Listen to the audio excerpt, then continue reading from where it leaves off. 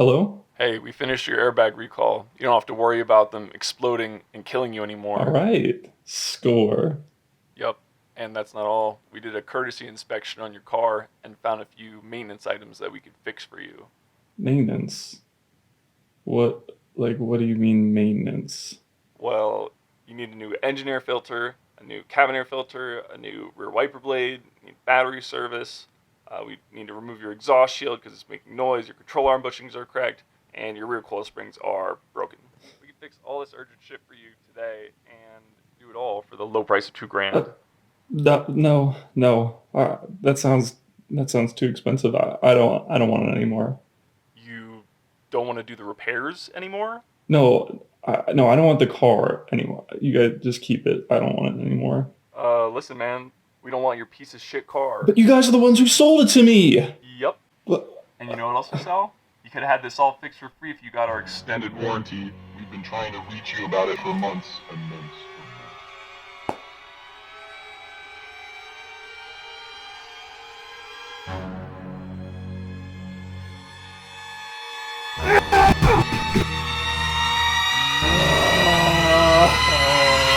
Yeah, so that was how that phone call went. Right about here is where I decided I would just do the repairs myself and see how much money I could save. Here's my car. This is a 2010 Subaru Forester. So what I'm probably going to do first is this engine air filter over here. It actually goes right there. I'm also going to do the cabin air filter, which is actually going to be serviced from inside the car and right around there, that area. If we take a look at the rear of the car, I'm going to replace the rear shocks. There's a coilover, goes all the way up. You can see there's a little bit of corrosion, nothing terrible. The rest of the springs look to be in pretty good condition. It's pretty similar for the other side. The last thing we're going to take care of is this rear wiper blade. You can see actually it's completely fucked. There's no rubber left on it. And then over here you see my dog Rory. Rory! He's already fixed, so we're not going to do anything else with him today. Replacing the engine air filter is pretty simple. Take off this air manifold thing, pop the clasps, undo the hose clamp, pull off the tube. That should give you enough play to be able to barely wiggle out the filter. It is tight, so if you're going to pry, just be careful not to use too much force. You don't want to break the parts. There we go. Let's see the difference, obviously, between these two. The whole replacement took about 15 minutes. Most of it, I think I was trying to get this new filter in because it snagged on the left side, and that kind of stopped me for a while, but I just pulled it out, and the second time it was just a lot easier. The cabin air filter took me way less time than the engine one, maybe 5 minutes. You only have to take off one part, which is this glove box, and then the filter slides right out. As bad as the old filter was, it still should have been able to stop leaves from getting into the glove box, so I'm not sure how big a difference this replacement will make. But it was dirty before and now it's clean, so problem solved, I guess. Putting the glove box thing back on is really easy. You just kind of click it into place and reattach the most important thing, which is the damper, so that it can open slowly. Wow. Next, we'll check out the car's ass. To swap the rear wiper, you just twist it off. It's probably the easiest thing you could do in terms of car repair. This whole sequence didn't even take me a full minute. And you can see the difference between the wipers. I was really not exaggerating when I said the old one had no rubber left on it whatsoever. Just make sure these little nubs are pointed towards the inside of the car and snap it into place, and you're done. So the car is now lifted off of the ground. You can see I've got some tire chucks, got jack stands under the primary jacking points. And I lifted the car up with a floor jack over here. I use a rear diff housing. And something important to note is right now it's not actually supporting any weight. All the weight is being supported by the jack stands. And that's because this is not safe at all to have it on just the floor jack. And you could see the tiniest bit of clearance under the tires. Now for the rear shocks. The most difficult part is breaking through the rust on the connectors, so I'm going to use a little bit of this penetrating lubricant which I found out works better the longer it seeps in for. Alright, so unfortunately I wasn't recording, but I did manage to break this stupid fucking nut free, and that was by using this big old pipe and basically standing on it. And I was using the impactor before. Fuck. It literally did jack shit. Lesson is just don't give up and use lots of penetrating oil. The shock tower is attached at 3 points. There's the nut and bolt down here at the bottom, as well as 2 nuts that hold it from the top. But in order to get to those nuts, everything has to be taken out of the trunk. Gotta take this out, gotta take that out, gotta take out the thing under that, gotta take a few more things out under that. Then I have to pop out some connectors so I can take out the things under those.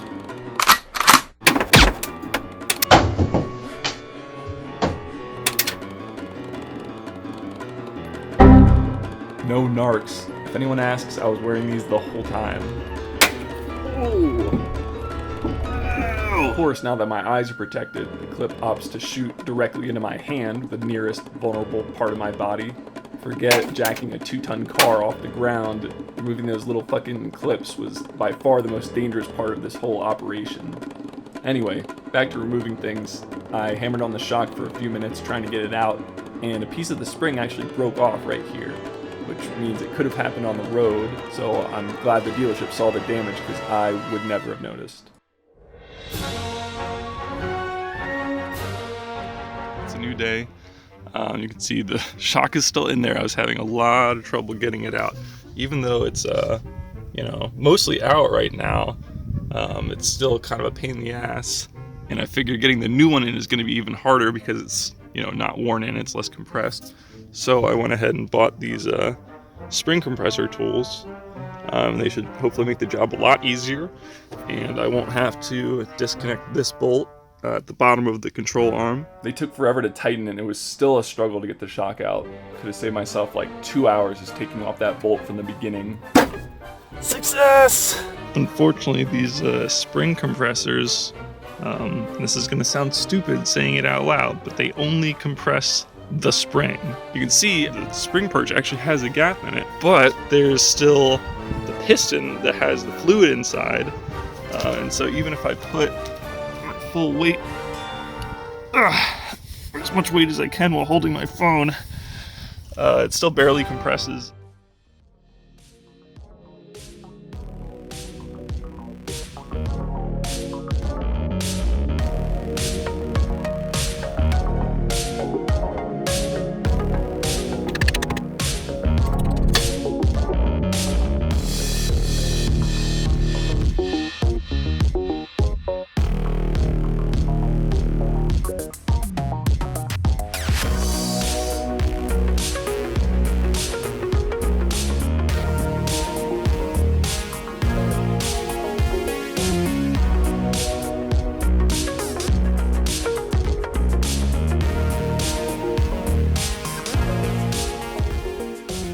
Alright, so it's a new day.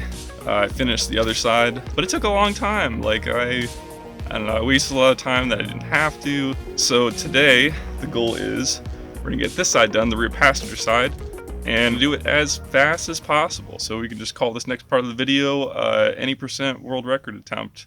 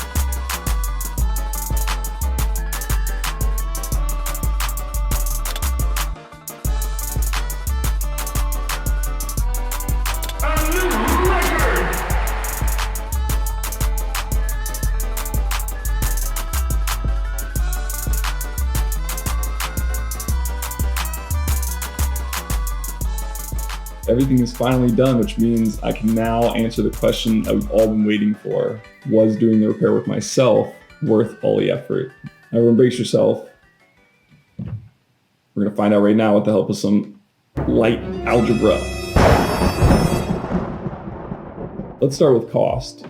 Here's what the dealership quoted me, and here's what I paid for all the parts. The total comes out to just under $600 saved. Now, of course, I didn't just spend money doing these repairs, I also spent hours of my life that I'm not gonna get back. Obviously, time is money, but let's find out exactly how much money my time was worth. Here are the time totals. The rear wiper and the air filters altogether were very quick versus the nearly 16 hours that the shocks took me. We can calculate an overall savings rate of just over $36 an hour. That's pretty good. That's more than I've ever been paid at a real job. So I would say, yeah, it was definitely worth it for me to do all the repairs myself. But there's more to the story. When you make money, the government will take some of that as income tax. To end up with 36 for every hour that you work, you need to make significantly more money than that. How much more? Using the average tax rate for a single worker, we can find that to make $36 an hour, you would need to be paid $48. And if we find the annual rate from that, it comes out to just over $100 grand. There you go, clickbait that fucking delivers. That's right. Let's put that into perspective. The average car mechanic in America makes $40,000 a year. Just imagine that, being paid double or even triple what a professional does to do something. That's crazy. It gets even crazier if we go back and look at the individual part breakdowns. The rear shocks came in at a tax-adjusted $40 an hour. The rear wiper, $100 an hour. The engine air filter, $200 an hour. And last and certainly not least, the cabin air filter. You're being paid very nearly $1 million a year if it was a salary. Now, of course, you wouldn't actually be able to make $1 million a year. This is still, I think, a very interesting thought experiment. If you think about how much your time is worth and how much you save for the amount of effort you put in, it's a ridiculous amount. Honestly, so many common car repairs are super simple, like the rear wipers, like the air filters, like oil changes, stuff like that. But even stuff that's more involved, like the rear shocks, I still think that's something that anyone could do. Anyway, I think that's it. I hope you enjoyed the story of how I made 6 figures from repairing my own car. Actually, you didn't really make 6 figures. Did you just say something? I'm just saying you only made $600. It's not really a 6-figure salary. Well, actually, it is 6 figures. Do you know what I could buy with $592? Do you have any fucking idea? Only $600 my ass. I'll show you. Here we go. Big packs, $80 each, which means I could get 7 of them, and then I have some money left over. Let's see how much. It's gonna be $32 left over, and oh, perfect, would you look at that? I can also get a 5,000 V-Buck pack. All right, it's gonna check out now. Not 6 figures, huh? Well, guess how many V-Bucks I bought. 13,500, times 7 of those, plus 1 pack of 5,000, which equals 99,500. Fuck!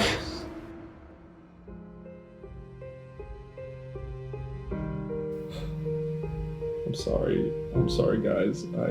I thought for sure it would be 6 figures. I need to do something to make it up to you guys. My internet reputation is so important to me. I don't want anyone to think I'm being deceitful or scamming anybody. Here's what I'm gonna do. All those V-Bucks that I just bought, I don't even deserve them anymore. So I'm just gonna give them away. It's gonna be totally free. Nothing shady. I'll put a link down below the video. All you have to do to enter is just click on.